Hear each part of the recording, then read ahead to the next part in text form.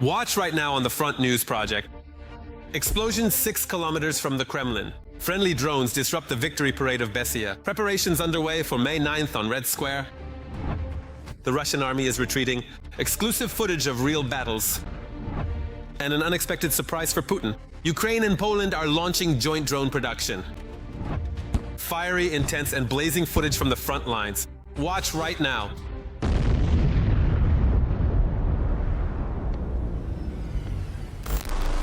Greetings, this is Vladimir Timoshenko with you, and we're starting right away with the main topic.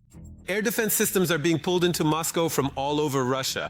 Machine gunners are stationed on the Kremlin towers. Putin is preparing for the victory parade madness and clearly does not feel safe. And are the armed forces of Ukraine preparing for this event? They are preparing and for now just zeroing in. Just recently, a friendly drone crashed 6 kilometers from the Kremlin. At the same time, President Zelensky announced that Ukraine is declaring a silence regime for the night of May 5th to 6th. All the details, let's watch. Hooray!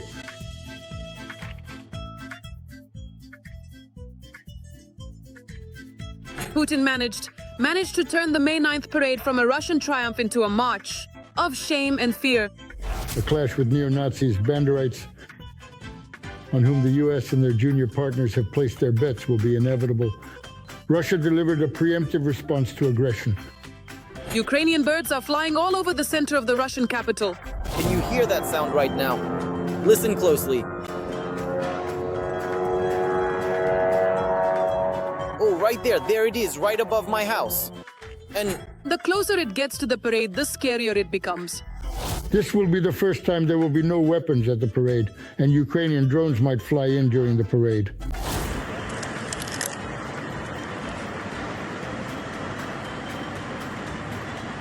Air defense systems are being brought into the Russian capital from Kazan and Grozny to protect the parade, and they plan to create several layers of defense.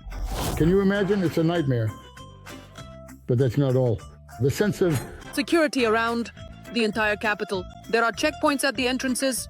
Access to Red Square is blocked. Right next to the Kremlin, there are armored vehicles and SUVs.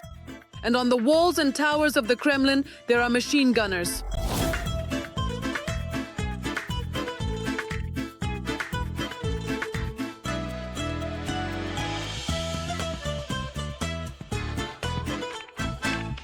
There's even a security officer with a machine gun hiding on the Spasskaya Tower of the Kremlin. Against the backdrop of this terrorist threat, of course, all possible measures are being taken to minimize the danger. And These are the consequences of a Ukrainian drone hitting a high-rise building in Moscow. Just 5 days before the parade and only 6 kilometers from the Kremlin. As we can see, the air defense systems hastily pulled into the city center in a panic did not two. As it turned out, the Ukrainian FP-1 made it through 3 layers of air defense. On this map, there are 101 confirmed air defense positions, and the route itself passed through the area of responsibility of at least 10 S-400 regiments, as well as dozens of installations.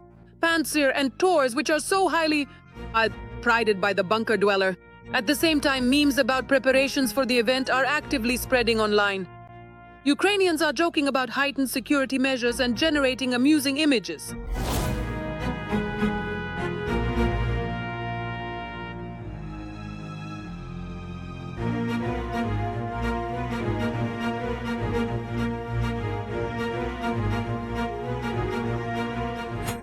We will defeat Ukraine. 2 days before, the war reached right up to the capital of the Russian Federation.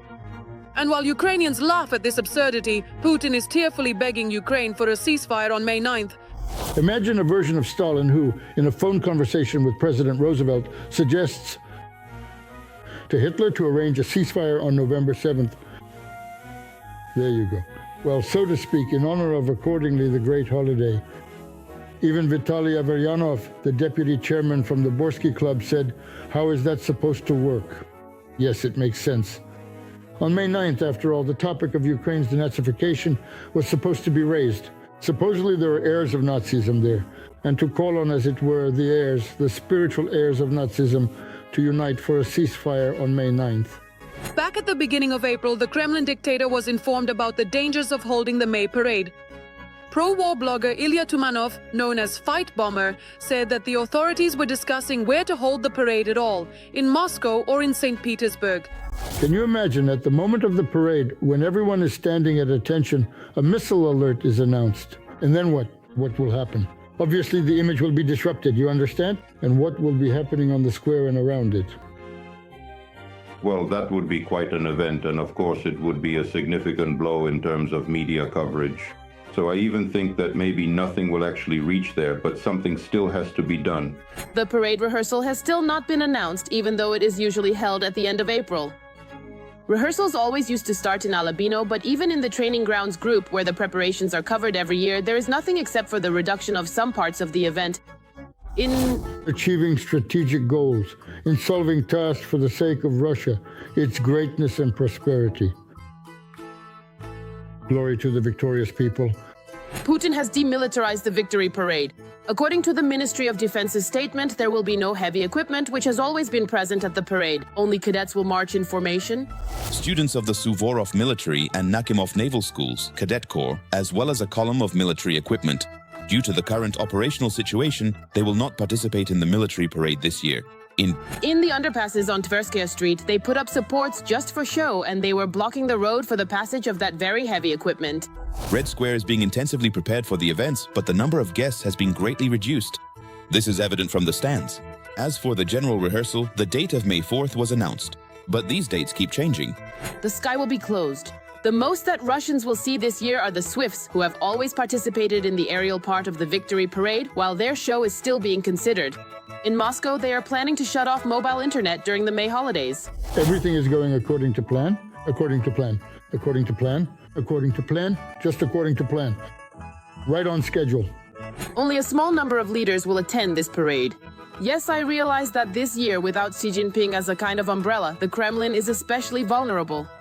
As we can see, Putin is trying to avoid public humiliation, above all in the eyes of his own people. But so far, he hasn't succeeded.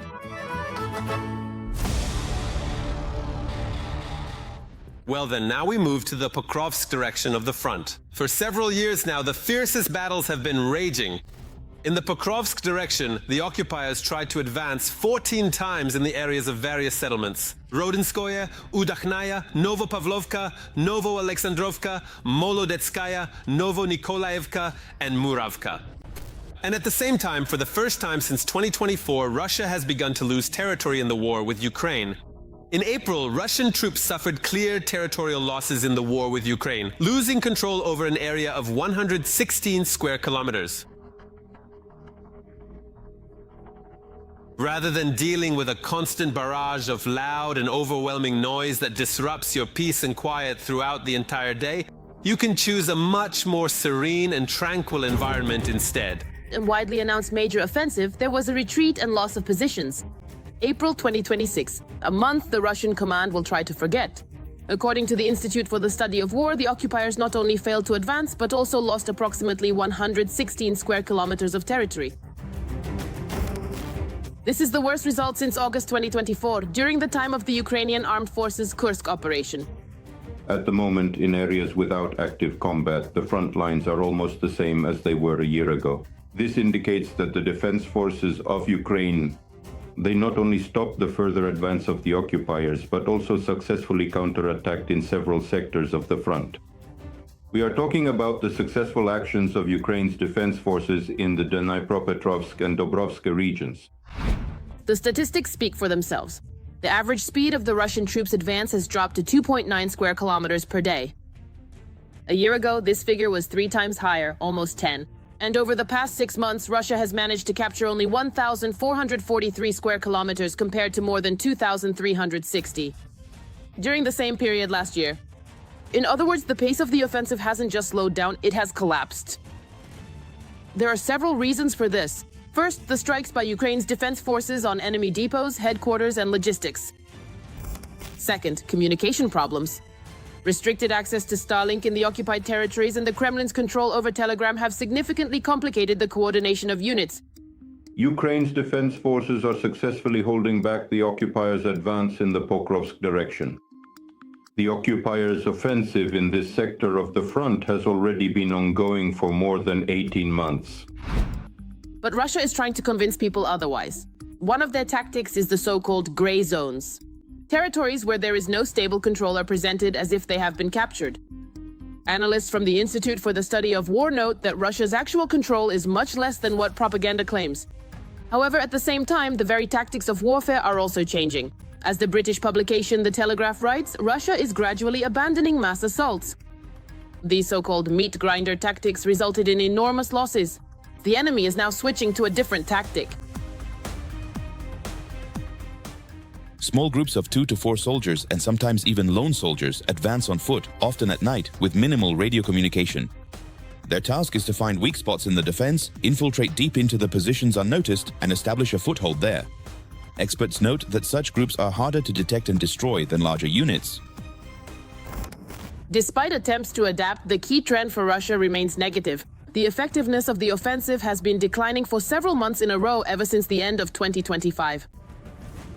Despite all the statements from both the Russian political and military leadership, including at the highest representative level, about full control over Kupiansk and Kupiansk, these settlements remain under the control of non-occupational forces. Specifically, they are held by the defense forces of Ukraine. An additional blow to the enemy comes from Ukrainian attacks on economic and logistical infrastructure. In particular, ships belonging to the so-called Shadow Fleet near Novorossiysk, which were used to circumvent sanctions and export oil, were recently struck. And while the Kremlin tries to conceal its failure, the front increasingly reveals the real picture. Russia is losing momentum, territory, and initiative.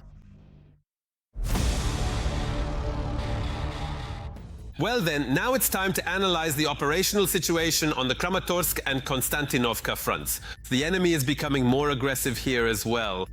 On the Kramatorsk front, our defenders repelled 2 enemy attacks in the areas of the settlements of Nikiforivka and Verolyubivka. On the Konstantinovka front, the invaders carried out 10 attacks near Konstantinovka, Prishchevka and Stepanovka. Ukrainian weapons may enter the global market in the near future. President Zelensky announced a new model of cooperation with partners, the so-called drone deals. What exactly and which types of weaponry is Ukraine ready to bring to those global markets? And what restrictions exist in this regard? More details about this in our next report. Weapons made in Ukraine may soon appear in the arsenals of many countries.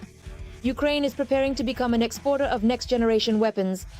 We're talking about drones, missiles, ammunition, and military technologies that have already proven their effectiveness.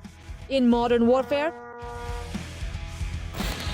the president of Ukraine, Zelensky, stated that the export of Ukrainian weapons is now just a matter of time. The export of Ukrainian weapons will become a reality. We have agreed on all the details at the level of state institutions. The key idea is the drone deals format. These are special agreements with partners that provide not only for sales but also for joint production, technology exchange, and the integration of Ukrainian solutions into the defense systems of other countries. In other words, a comprehensive approach will be implemented, covering everything from supplying drones and munitions to software and military expertise. Today, the Ukrainian military-industrial complex has a rather diverse list of equipment types that are not in such high demand in the combat zone, or they are needed, but there is a surplus thanks to our well-established domestic production. And it would be quite rational and logical to use this category of products for export abroad. At the same time, the government promises to simplify procedures for businesses. Automation of permits is planned, less bureaucracy, but with strict control. The conditions are set clearly. First, supply the Ukrainian army and only then export the surplus. As Zelensky states, the surplus production capacity for certain types of weapons reaches 50%. It is precisely this surplus that they plan to sell. According to the president, this is the result of large-scale investments in the defense industry and cooperation with partners. In particular, today we are among the leaders, not just in Europe, but in the world in the production of anti-aircraft drones and interceptor drones. We can afford to enhance Ukraine's own reputation and establish new contacts, export this product even abroad. This also applies to maritime drones, which have proven themselves very well in terms of controlling the Black Sea, and they can be used by other countries. However, Ukraine will not sell weapons to all countries. A list of countries is already being prepared where exports will be strictly prohibited due to their cooperation with Russia. Right now, the maritime drones, yes, they continue to perform their functions in the Black Sea, of course, but the production lines are not as heavily loaded or utilized as before. In a sense, they are even standing idle, not operating at their full capacity. Therefore, exporting such products would allow the industry itself to diversify and revive, and significantly expand the possibilities for producing new models with different functionalities. The coordination of the process will be handled by the National Security and Defense Council, while the Ministry of Defense and the General Staff will determine the volume of needs for the Ukrainian army. At the same time, Ukrainian authorities admit that in the midst of war, it is impossible to fully open up exports. But today, on the battlefield, we don't see enemy equipment being destroyed as often as before. With systems like the Javelin, NLABU, or the Ukrainian Stugna P, in turn, the production of the Stugna P should have a specific defense order, and it should be regular. There are countries in the world that are interested in purchasing our anti-tank missile systems. For example, Middle Eastern countries. The former head of the main intelligence directorate and current head of the president's office, Kirilo Budanov, also supports this idea. But again, they note that you can only sell what you truly have enough of. For example, naval drones or outdated models of unmanned aerial vehicles that are used less frequently at the front but may be of interest to other countries. A separate challenge is the protection of technologies. Any export product that Ukraine will export will, first and foremost, have reduced specifications. These will be completely different technical and tactical characteristics compared to the original product. Secondly, stealing and trying to copy is a completely different matter when there is already an established production line and the ability to constantly improve and modify. By the time Russia tries to do anything, even if this equipment or weaponry falls into its hands and it attempts to copy or reproduce it, Ukraine will already have the next generation of this product. Today, Ukraine has unique wartime experience, and this has already become a kind of brand on the global market. That is why manufacturers are urging a focus on innovation, particularly on artificial intelligence and new control systems. In this way, Ukraine is trying to turn its combat experience into an economic and technological resource. But the main balance remains unchanged. First comes the front and only then the global market.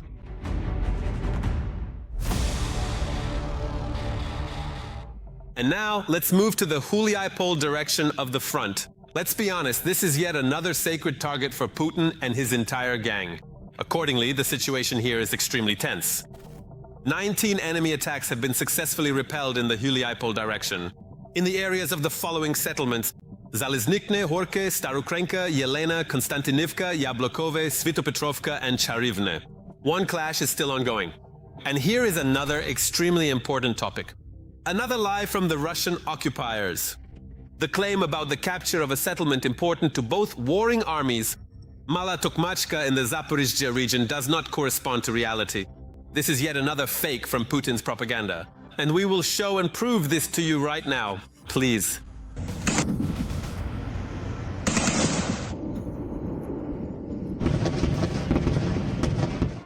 A new settlement in Zaporizhzhia is on the front pages of all news outlets. Another failure of the occupiers at the front was Mala Tokmachka. There are quite a few small settlements in eastern Ukraine where Putin's army has been breaking its teeth for years, but this one deserves special attention, as the number of its so-called liberations by the Russians is already countless. Belousov declared a significant step toward victory in the special military operation. The Minister of Defense congratulated the Russian military on the liberation of Mala Tokmachka. Meanwhile, Russia's defense ministry considers this settlement at the general staff level, viewing it as key to defeating Ukrainian forces entirely. The Minister of Defense said exactly that. Mala Tokmachka, he claims, is a serious step toward achieving the goals of the special operation. Without any sarcasm. Recently, people have started talking about Mala Tokmachka because of the memes that this settlement has generated online. The thing is, on propaganda shows, a certain pseudo-expert named Rozhin has been starting his military reports with it for about a year now. And every time the Russians are supposedly just about to take control of it. Journalists didn't get lazy and put together this kind of compilation. Good evening. What are the news?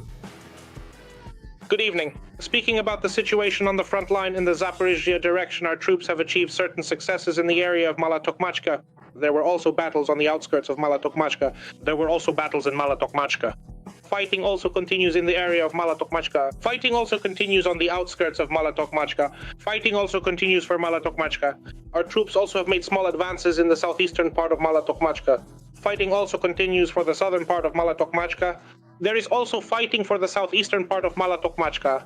The assault on Mala-Tokmachka continues. There is progress in the area of Mala-Tokmachka. There is also fighting in the area of Mala-Tokmachka. And this is despite the fact that officially Mala-Tokmachka was liberated a long time ago.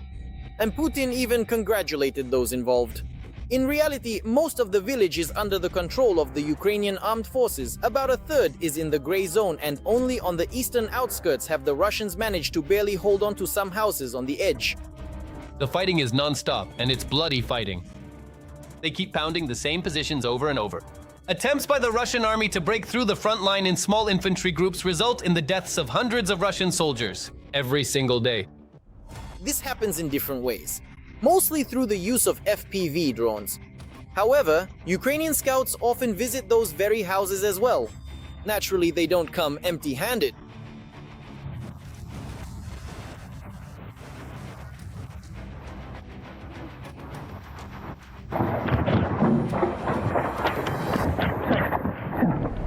It's funny, but even the triumphant reports on Channel 1 can't be listened to anymore, even within the Z community. There, people openly say that after a year of attempts to take over this small village, thousands of soldiers have already died without achieving any real results. Today we're operating in small groups basically, right? The question is, can we liberate with these small groups? Slavyansk, Kramatorsk, Kharkov, Zaporizhzhia, force the Dnipro. Can we do this in pairs or not? No, look. And now here's the question. Is it worth losing dozens of pairs every day if we can't? By the way, the Russian command did attempt to capture Mala-Tokmachka with a massive assault. At the beginning of spring, they sent several armored groups and dozens of contract soldiers into the attack at once. As a result, this has so far become the most high-profile failure of the Russian offensive in 2026. The Ukrainian 118th and 65th Brigades, with the support of other units, they destroyed 2 tanks, 12 BMPs, 6 BTRs, and 2 Tiger armored vehicles.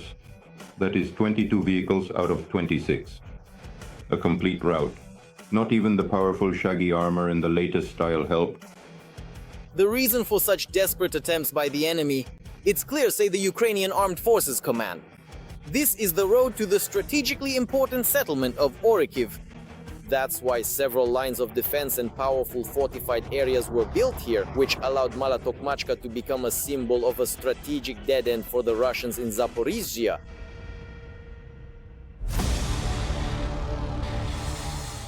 And now an analysis of the operational situation on the Lyman and Sloviansk fronts. The Russian world continues here as well to destroy, kill and maim. On the Lyman front, the occupiers continue 2 attempts to advance in the area of Yampil. On the Sloviansk front, the defense forces successfully repelled 2 attacks in the areas of the settlements of Korevaluka and Reznikovka. Meanwhile, Poland is on Ukraine's side. Military support and cooperation are being strengthened. Kyiv and Warsaw are launching joint production of drones. The Poles don't trust Putin and are preparing to fight him. Don't believe it? And now, please watch our upcoming segment. NATO is falling apart while Poland is getting closer to Ukraine. After a brief cooling-off period, Kyiv and Warsaw have begun to strengthen their military cooperation. The greatest threat to the transatlantic community is not its external enemies, but the ongoing destruction of our alliance. We all must do everything necessary to reverse this catastrophic trend, to turn it back. Poland, once America's closest European ally, is taking a sober view of Donald Trump's statements and actions. As the North Atlantic Alliance falls apart from within, bilateral cooperation and alliances are coming to the forefront. There is no doubt that in such highly turbulent and uncertain times, when the global geopolitical landscape and structure is shaking to its core, bilateral agreements become much more of a critical priority. Agreements based not so much on rigid ideological platforms, which are themselves crumbling and losing their relevance, but rather on pure, calculated pragmatism. Not being a NATO member, Ukraine has become a world leader in the production of military drones and various unmanned aerial vehicles. The Polish plan to create a drone army will be implemented with the support of technical developments and expertise in the field of drones from our Ukrainian friends. Poland must have an armada of drones so that we can not only help Ukraine today, but also confidently assure Poles that we are safe. Warsaw, like never before, is interested in Ukrainian developments, technologies, and the experience of military personnel and engineers, thanks to whom Kiev has been resisting the Russian military machine for 5 years now, and has also been astonishing NATO military personnel during joint exercises. At that time, 10 UAV operators were able to conditionally strike up to 2 battalions of personnel and disable up to 50 units of armored vehicles.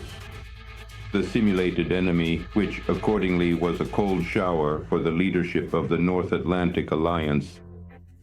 According to Deputy Minister of National Defense of Poland, Cezary Tomczyk, Poland is counting on the creation of joint drone production facilities, scaling up technological exchange, as well as the opportunity to test its own drones and military equipment in real combat conditions on the territory of Ukraine. This is the application. This includes the use of FPV drones to destroy enemy personnel and equipment, as well as, accordingly, the use of interceptor drones to destroy aerodynamic weapons. That is why the Polish side's interest is not accidental, especially considering the fact that the Russian Federation is constantly raising the topic of a possible invasion of Polish territory. From the territory of the Republic of Belarus to create the so-called Suwałki corridor. During this period of transatlantic turbulence, it is precisely Ukrainian technologies and the combat experience of the armed forces of Ukraine that have become the main and stable guarantor of security for the European continent.